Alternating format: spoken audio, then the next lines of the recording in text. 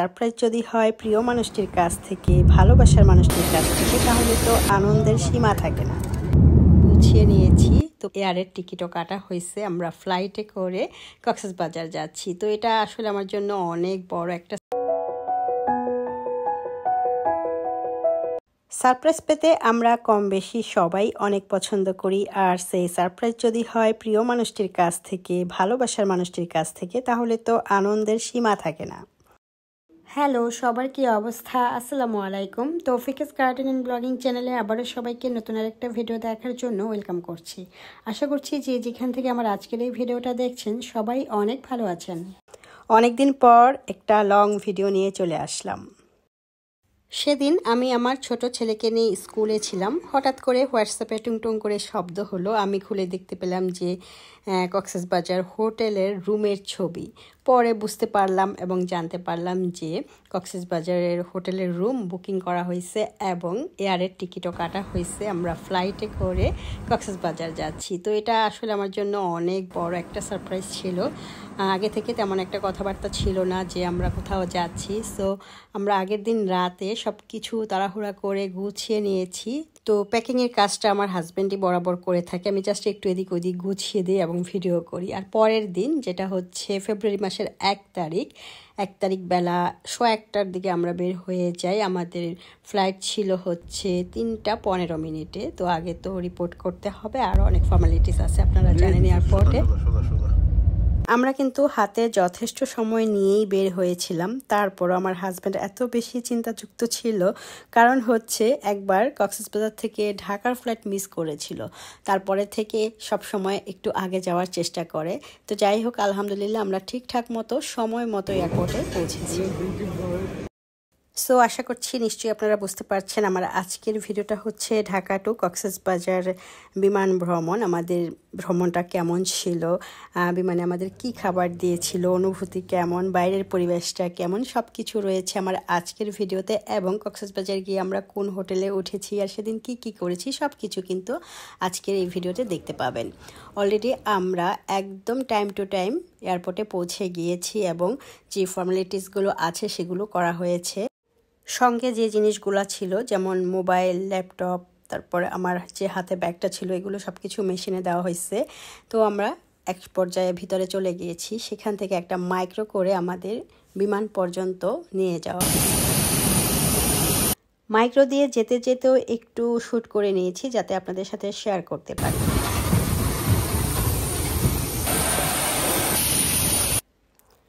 একদম ঠিকঠাক সময় মতো আমরা প্লেনে উঠে গিয়েছি এবং আমাদের যে সিট, আমাদের যে জায়গাটা, সেখানে আমরা বসে গিয়েছি। এই প্লেনটাতে এক সাইডে 3টা করে সিট দেওয়া আছে। সো আমরা এক সাইডে 3 মা ছেলে বসছি। আর আমাদের পাশেই যে সিট আছে 3টা, সেখানকার একটাতে আমার হাজব্যান্ড বসছে, এই তো দেখতে পাচ্ছেন।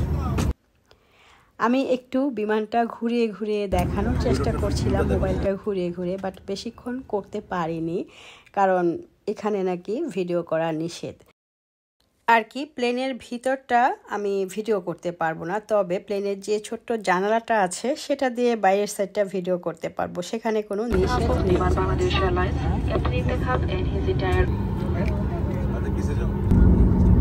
প্লেনের ভিতরের সাইডটা যেহেতু ভিডিও করা নিষেধ, সো আমি খুব বেশিক্ষণ আর ভিডিও করতে পারিনি। এরই মধ্যে বিমানটা রানিংয়ে ছিল, দেন আর কি ফ্লাই করেছে। প্রথমে আস্তে আস্তে রানিংয়ে থাকে, তারপর স্পিডটা বাড়িয়ে দেয়, এক সময় উপরের দিকে উঠতে থাকে। খুবই অন্যরকম একটা অনুভূতি কাজ করে, আসলে কি বলবো, আর অনেক ভালো লাগে আর কি। তো সর্বোচ্চ উপরে যখন উঠেছে তখন আরও বেশি ভালো লেগেছে। আকাশটা এক এক সময় এক এক রকম রং ধারণ করছে, আমরা মেঘের উপর দিয়ে ভেসে চলছি, খুবই ভালো লাগছে। নিচে তাকালে দেখা যাচ্ছে মেঘগুলো ভেসে ভেসে বেড়াচ্ছে। আর এদিকে হচ্ছে বিমানে যে খাবারটা দেয়, বাংলাদেশ এয়ারলাইন্সে যে খাবারটা দেয় সেটা একটু দেখালাম। এখানে 1 পিস স্যান্ডউইচ থাকে, 2 পিস কেক থাকে, একটা চকলেট আর ছোট্ট একটা পানি। অনেক বেশি ক্ষুধার্ত ছিলাম যেহেতু বাসা থেকে 1:15টার দিকে বের হয়েছি। দুপুরে খাবার টাবার কিন্তু কিছুই খাইনি। তো এটাই হচ্ছে আমাদের দুপুরের লাঞ্চ আর কি। পেটে অনেক বেশি ক্ষুধা, তাই খাবারটা অনেক বেশি ভালো লাগছিল। খাচ্ছিলাম আর মাঝে মাঝে একটু বাইরের দৃশ্যটাও আপনাদেরকে দেখাচ্ছি। এদিকে আমাদেরকে অর্ডার করে 2টা কফি দিয়েছে, কফিটাও খেয়ে নিচ্ছি। খাবারটা শেষ হতে না হতেই প্লেন কিন্তু কক্সবাজার এয়ারপোর্টে এসে পৌঁছে গিয়েছে আর এখন প্লেন ল্যান্ড করতে যাচ্ছে। অবস্থায় সিটে বসে থাকবেন। মাথার উপরে লকেট সাবধানে খুলবেন যাতে ভিতরকার মালামাল আপনার বা অন্য কারো উপর না পড়ে। আলহামদুলিল্লাহ, মাত্র 40 মিনিটের মধ্যে আমরা কক্সবাজার পৌঁছে গিয়েছি। এখন যে যার মতো লাগেজ নিয়ে আমরা প্লেন থেকে অবতরণ করব। তো এই কাজটা একটু সিরিয়ালভাবেই করতে হবে। যখন আমাদের সময় হয়েছে তো আমরা নেমে যাচ্ছি। আলহামদুলিল্লাহ, ঢাকা টু কক্সবাজার বিমান ভ্রমণটা আমাদের অনেক বেশি আরামদায়ক ছিল এবং অনেক বেশি এনজয় করেছি।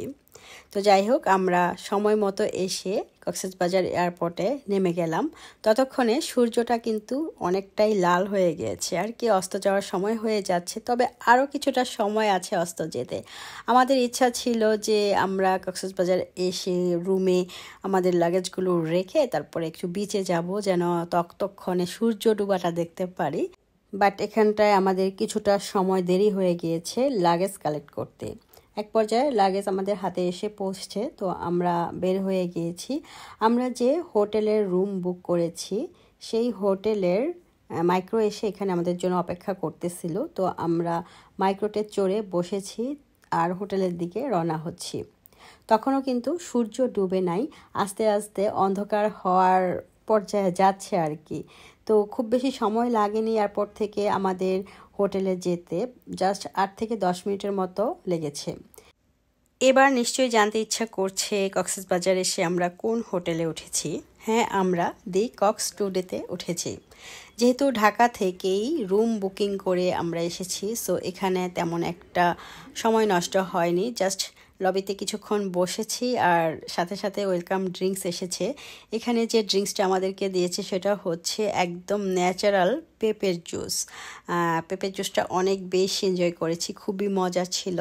লবিতে খুব বেশিক্ষণ বসিনি, পেঁপের জুস খেয়ে আমরা আমাদের রুমের দিকে যাচ্ছি। আমাদের রুমটা ছিল 5 তলায়, তো আমরা 5 তলায় উঠে গিয়েছি। আমাদের জিনিসপত্র ওনাদের লোকরাই পৌঁছে দিয়ে যাচ্ছে। যে রুমটা নেওয়া হয়েছে আমাদের জন্য সেটা হচ্ছে কানেক্টিং রুম। যেহেতু আমার 2 ছেলে মাশাল্লাহ বড় হয়ে গেছে, তো আমাদের এক রুমে হবে না। সো আমরা দরজা দিয়ে ঢোকার পর প্রথম একটা স্পেস, তারপরে 2 পাশে 2টা রুম। তো এটা হচ্ছে একটা বেডরুম। তো এখানটায় আমরা প্রথমে ঢুকেছি আর বিশাল বড় কাচের জানালা, সেই সাথে বাইরের প্রাকৃতিক দৃশ্য।